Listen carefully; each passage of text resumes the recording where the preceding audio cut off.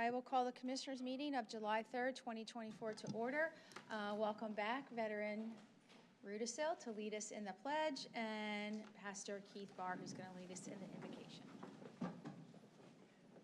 I pledge allegiance to the flag of the United States of America and to the republic for which it stands, one nation, under God, indivisible, with liberty and justice for all.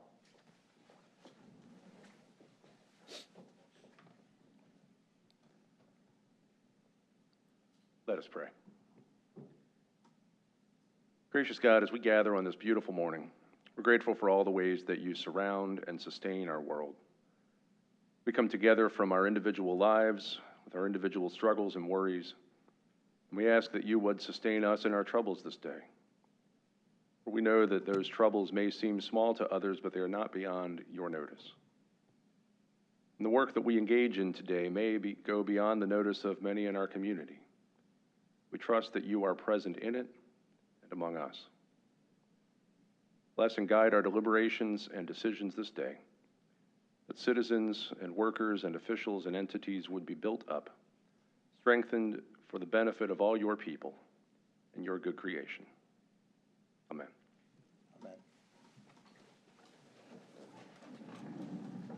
Amen.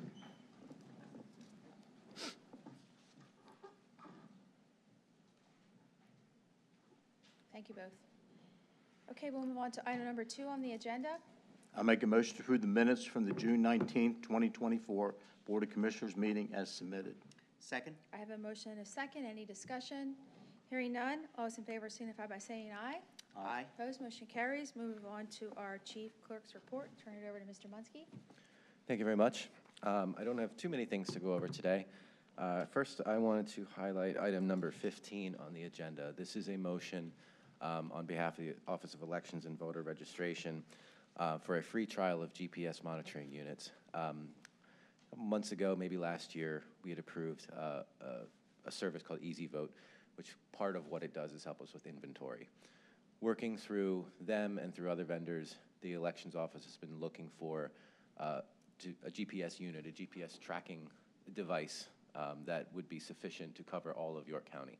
So we've been going through a series of tests of some of those devices. This is another one along those lines. This is a vendor that was recommended through Easy Vote that integrates with their system and would help us track elections assets anywhere in York County. So it's a free trial at no cost.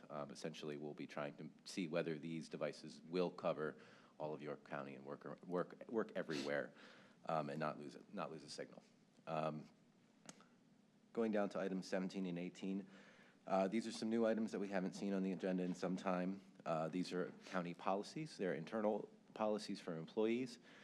We've reconstituted a policy committee that goes through a formal process of reviewing these policies, making red lines, making recommended changes, having that reviewed by a number of people in the organization, including elected officials, directors.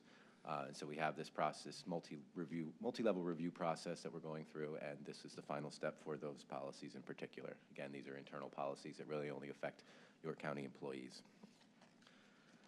And the last item I'd like to highlight is number 20, and I'd invite Sean Kenny to come up and give us some information about that.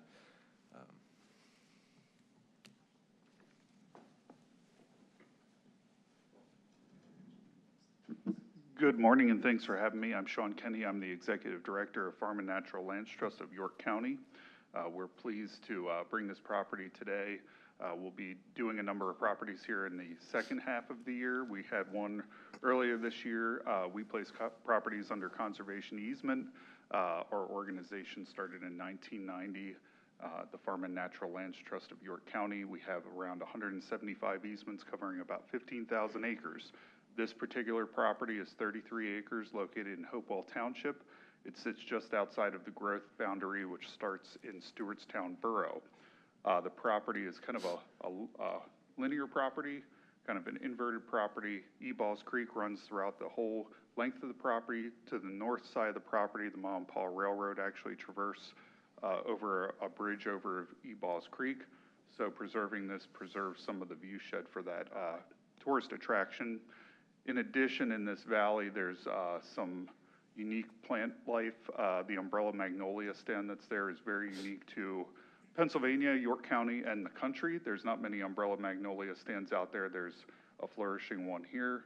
Protection of this property not only protects those plant lives, but also the buffer area to Ebos Creek and the forested area, wildlife benefits and things like that. The home on the property, which I actually found unique, was it's very historic looking. Not that we were preserving the home, but I found out they actually took a historic structure and moved it, and the landowners rebuilt the structure on the property. So very scenic, very beautiful property right outside of a growth area.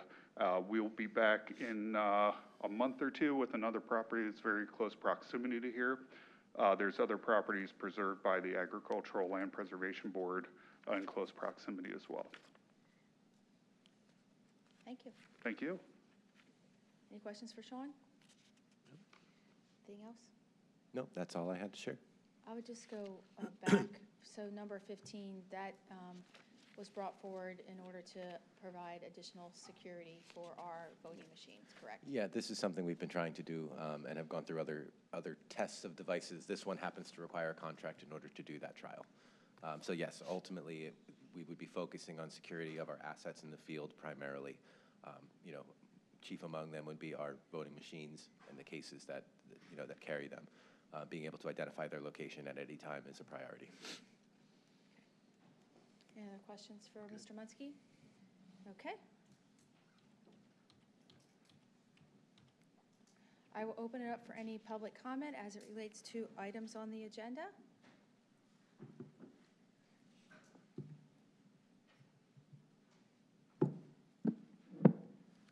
Darla Byerly, Warrington Township. Good morning, Commissioners. Regarding today's approval of the minutes from the June 19th Commissioners meeting and all previous Commissioners and Board of Elections meetings dating back through 2022, why are only a small fraction of these meeting minutes posted to the county website? Why the complete lack of transparency, maladministration, and utter disregard to provide such basic information to the public? Regarding Agenda Item 15 for a free trial of GPS monitoring units, will you be introducing radiation transmitting trackers on all our election equipment so it can be surveilled wirelessly? As the minutes from previous meetings would show if they were posted to the public, you are all fully aware of the pollution, surveillance capabilities, and biological and environmental harms from wireless devices. Are we supposed to trust that GPS will make our elections more secure?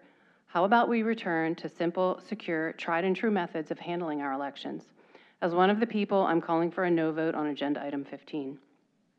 Speaking of tried and true methods, I'd like to express my disappointment with the fact that no one from the Commissioner's office attended the ballot hand count demonstration that happened at the Capitol building in Harrisburg on June 25th, especially considering that in 2022, over 7,000 York County voters signed the petition expressing their favor of traditional hand count methods over electronic machines.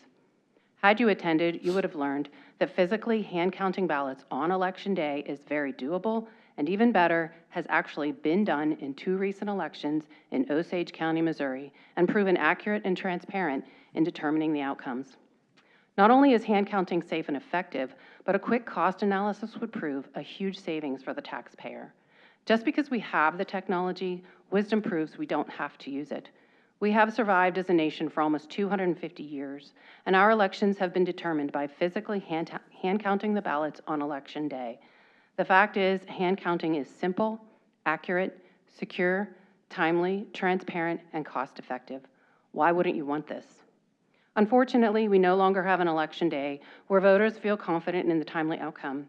Our elections have devolved into long, drawn-out chaos and confusion, with an ever-increasing number of voters feeling dismayed and disenfranchised. I would argue it's primarily because of electronic voting machines and their systems, which, by the way, were never lawfully approved by the voters of York County to begin with. As a York County resident, taxpayer, and voter, I'm instructing you as public servants of the people to open your minds to the possibility that Election Day hand counting is a viable option and begin the process of vetting methods that would suit York County. And I'm happy to provide resources for further information. Thank you. Any other public comment related to items on the agenda?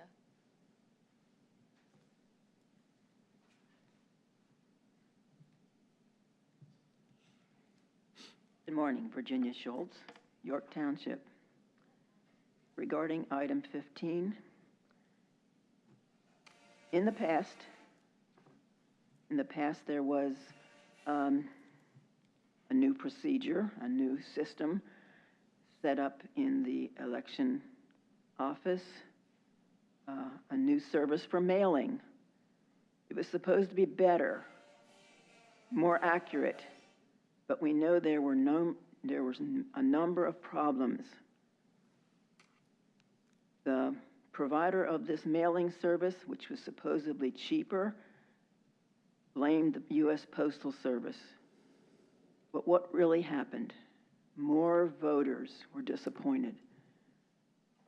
Voters were not served. And there was this, again, disenfranchising of the voters.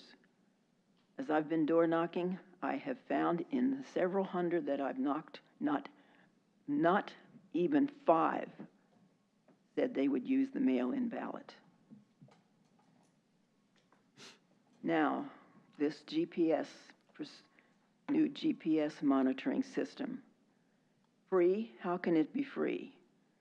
It's going to put unnecessary burden on our election staff and officials. It's new. They already have these new positions. They're not skilled. They're not trained. They're new. It takes a long time to learn such a complex process. And to put something else into it, it's not free because it's going to be personnel cost. There's also a risk of errors. It's time consuming. It distracts the staff from what their tasks are at this time, causing anxiety and pressure. This is really unnecessary. I'm asking you to at least table number 15. It's not necessary. If it was necessary, that means that in prior years, our devices were not secure. Thank you. Hand counting. Let's do hand counting. We know that it's the gold standard. It's been discussed. Let's do what's more voter friendly. Thank you. Any other public comment? Please keep it to agenda items only. Please make sure it's 2 agenda items. Thank you. Yeah, good morning. This is Phil Smith from Heidelberg Township. Again, talking about, excuse me, item number 15. I'd just like to know why we think we need GPS tracking and how that's going to improve our election integrity. I don't think we've ever had a problem tracking machines. Have we ever lost any? I'm more worried about the software integrity than I am the tracking of the actual machine. So I don't see where spending our money on GPS would have any benefit and probably only cost us more money. I agree with all the, of course, the comments made by Darla over here. I think I mentioned before, I think hand counting is the way to go. Let's employ our own people instead of give all the money to these big companies. Thank you. Any other public comment? Morning. I'll just mention item 15 as well. It's Angie Klein, Dover Township. Start out with a little grandma story. I have a 2-year-old, and he gets into a lot of trouble sometimes, but sometimes he's pretty good. And then I have a 4-year-old, and she'll be responsible and watch over him sometimes. And if I got to run to the bathroom or whatever, they'll be playing, and all of a sudden chaos breaks out, and it's my fault. Till I get back to them, there's some trouble going on. And we, your citizens, are looking at you guys as the 2-year-olds. And we have our press that's supposed to be the 4-year-olds looking out for you guys. But somehow, they don't seem to be doing that. And we as parents, which is your constituents, are sitting here saying, what's going on? Why is this happening? Why don't we know what's going on? And it's our fault because we've not been paying attention. So as number 15 comes up, we're like, we've been trying to pay attention. But you give us 24 hours to read the minutes or the agenda, and then we got to do all this research. So we don't know what's going on because we didn't have time to research it like you guys do. I assume you're doing. But then you come to the meeting, and there's not much discussion. I mean, we have a bunch of questions. You guys, I appreciate, all that you're doing, but as your citizens, we'd like to know a little bit more. We'd like to have, when we watch your meetings compared to many other meetings, there's discussion from the board.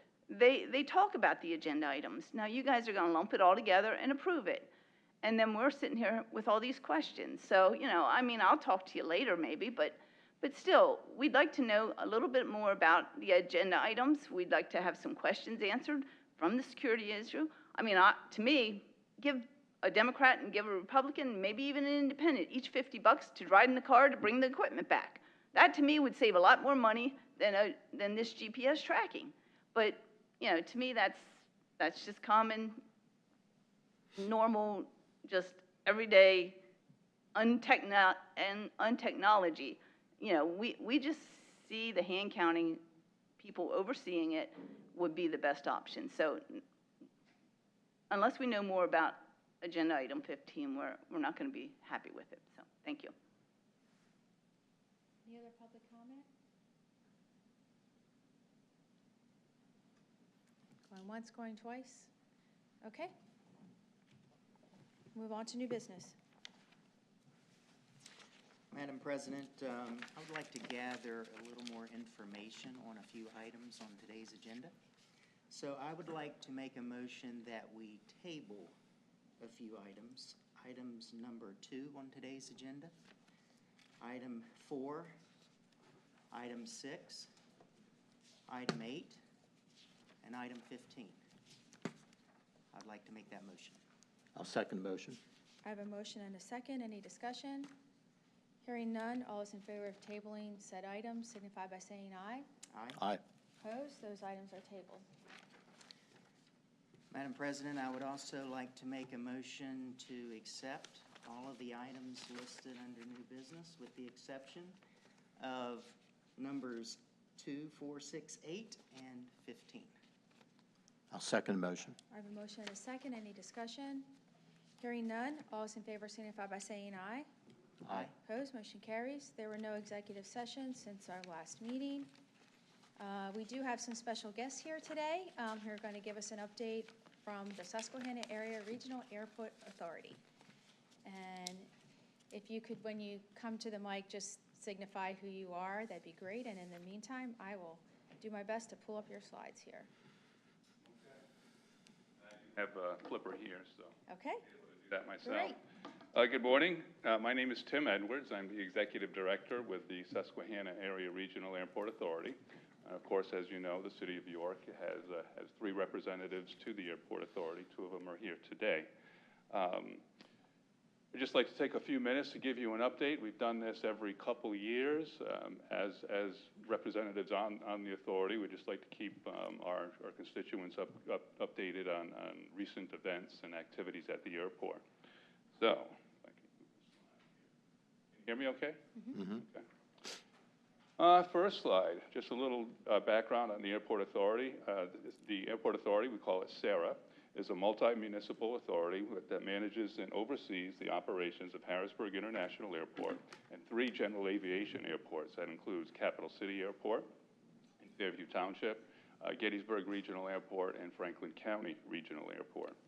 Under the Municipal Authorities Act, SARA is an independent entity governed by a board of directors. And as we said, of course, 3 of those board of directors, a 15-member board of directors, 3 of those are from the city of York, are from the county of York, I'm sorry.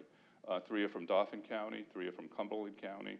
We have 2 from the city of Harrisburg, 2 from the city of York, 1 from Lower Swatara, and 1 from Fairview Township. So that comprises the 15-member airport authority.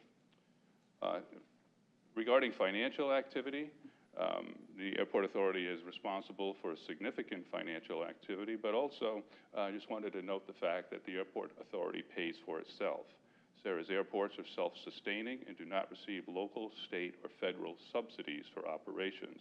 If you do not use the airport, you do not pay for the airport. We do receive significant grant funds from the FAA.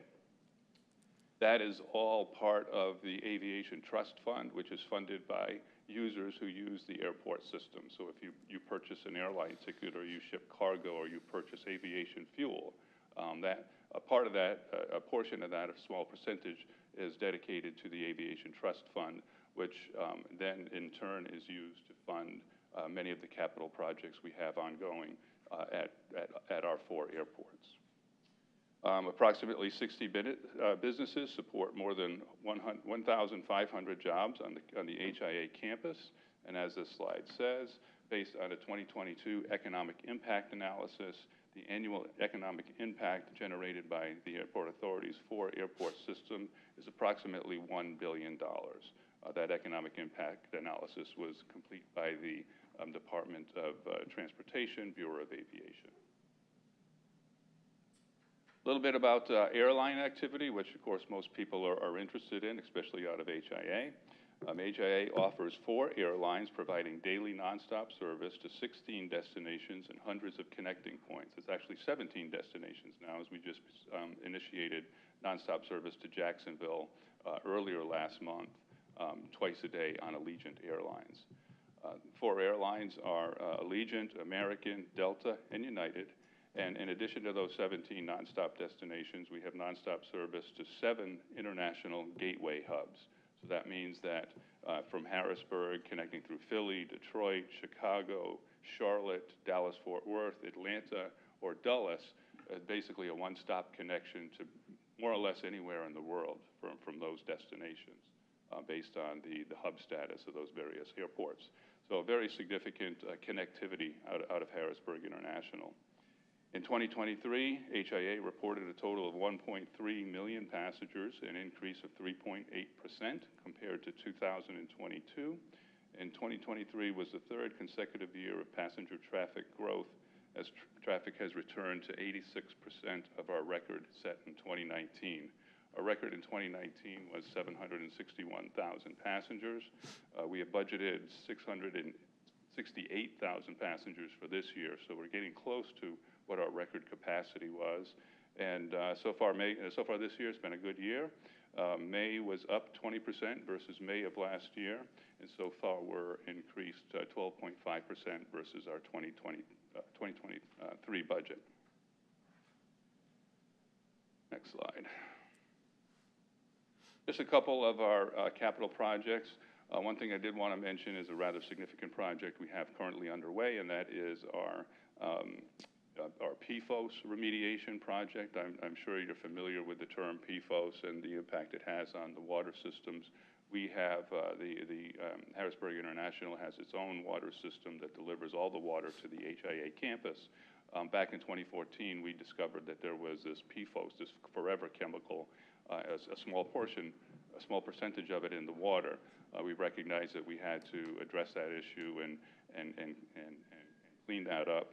We did determine that a granulated carbon system was the most effective method to filter out that forever chemical. We have designed a full-scale filtration system and have received permits from the state to construct that system. That project was funded by a grant award from the PennVest program at $6.7 million. That project is basically complete. We're just putting the final touches on it with regard to any last-minute items that need to be done. And we expect that we're going to have, we've tested the water, and it's testing non-detect for any remaining PFOS chemicals. So that's been a very successful program, and one that we're very proud of, and thank the board for taking that action.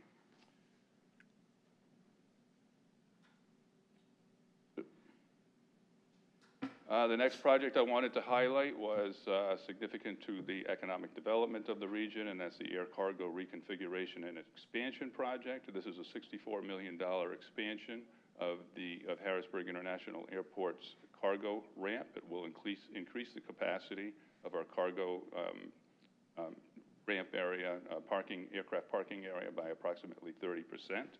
The project includes both airside and landside components. We've taken down some old buildings.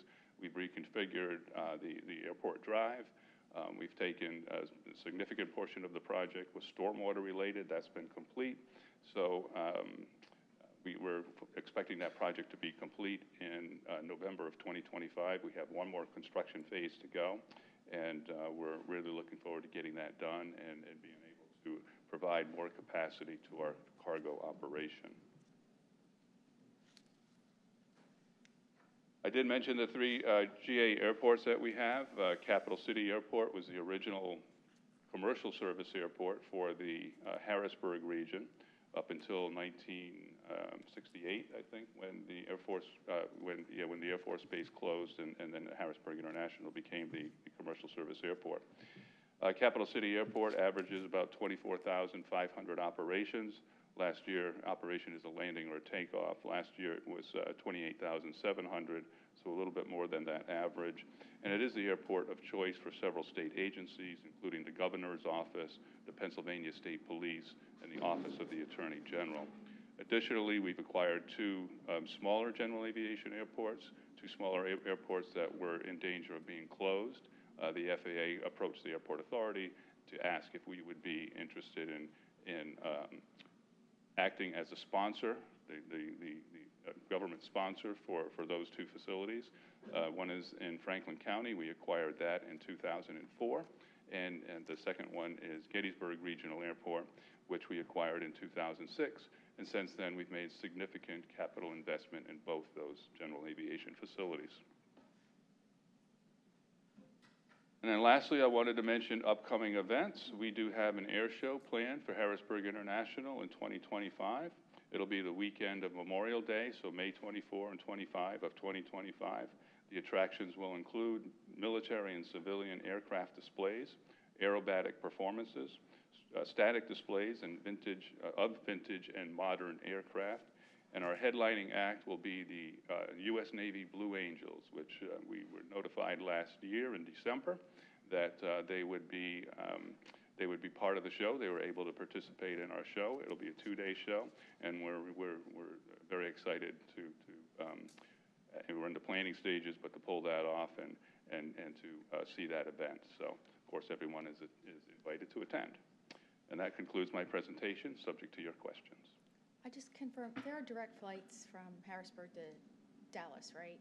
We do, yes. Okay. I was trying to look on the map. I think that one line went down to Dallas, but. Yeah, that's daily service. Yeah. Prior to COVID, it was almost, they had planned a second flight per day. It does really well. Yeah. And then COVID kind of shut that down, and we haven't quite got back to that level yet. But that's a very popular destination. Of course, it's another one of those international gateway connecting hubs for American Airlines. I did a lot of travel in my previous life out of Harrisburg. Any questions? Okay. I have a question. Tim, thanks for the update. A question regarding the master plan, if you will. Okay. I assume that there were a number of considerations with the multimodal cooperation with the train, the Amtrak station. Can you describe maybe just briefly the interaction and the cooperation that you may have had or may not have had with the other multimodal agencies? Well, that actually goes back to 2002, 2003, 2004, the original plan, the original concept when the terminal building was built, and that terminal building is now 20 years old, it'll be 20 years old in August, was that there would be a link or there would be a passenger connection to a train station across 230 where the Sheetz is now. There's a Sheetz there. That was not able, there was pushback from, I don't want to say pushback, but we weren't able to get all the parties on the same page with regard to Norfolk Southern, Amtrak, the state of Pennsylvania, and the cost kept going up, and it just became impossible for us to incorporate that piece of the multimodal project into the terminal building facility. So there is a new train station. It's in Middletown. It's in close proximity to the airport, but it's not linked to the airport as we originally hoped it would be. So, and I did want to take a minute to introduce our two board members. I'm sure you all know Mr. Tim Tate, who's been on the board since really the original, since day one. Yeah. And Jim Anderson, who's been a contributing member of the board from the York County for at least 10 years now. And Keith Rogers, who couldn't be with us today, but he's been a contributing member as well. Great. Any other questions for Tim? All right, thank you so much. All right. Appreciate the update. Thank you for Yep. allowing us a couple minutes. Absolutely.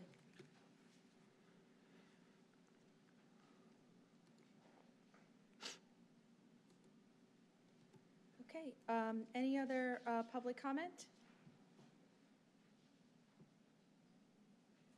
Hearing and seeing none, if I could have a motion to adjourn? I make a motion to adjourn the meeting. Second? I have a motion and a second. Any discussion? Hearing none, all those in favor signify by saying aye. Aye. Aye. Opposed, motion carries. We will move on to salary board. I make a motion to approve the minutes from the June 19th, 2024 Salary Board meeting as submitted. Second? I have a motion and a second. Any discussion? Hearing none, all those in favor signify by saying aye. Aye. Opposed, motion carries. I will open up to any public comment related to items on the agenda. Hearing and seeing none, we'll move on to item number 4. I make a motion to approve the positions, salaries, hours of work, and fringe benefits as provided by existing collective bargaining agreements or as set forth in the York County Employee Handbook or York County Policy Manual for the following departments and their offices as stated below, with no additional benefits or concessions unless otherwise noted and as listed in the agenda. Second? I have a motion and a second. Any discussion? Hearing none, all those in favor signify by saying aye. Aye. Opposed, motion carries. There was an executive session held on June 24th, 2024. I will open it up once again for any public comment. Hearing and seeing none, if I could have a motion to adjourn. I make a motion to adjourn the meeting. Second? I have a motion and a second. Any discussion? Hearing none, all those in favor of adjourning signify by saying aye. Aye. Opposed, we are adjourned, and we do not have any retirement board today, so everyone have a safe and enjoyable July 4th, whatever you may do. Thanks.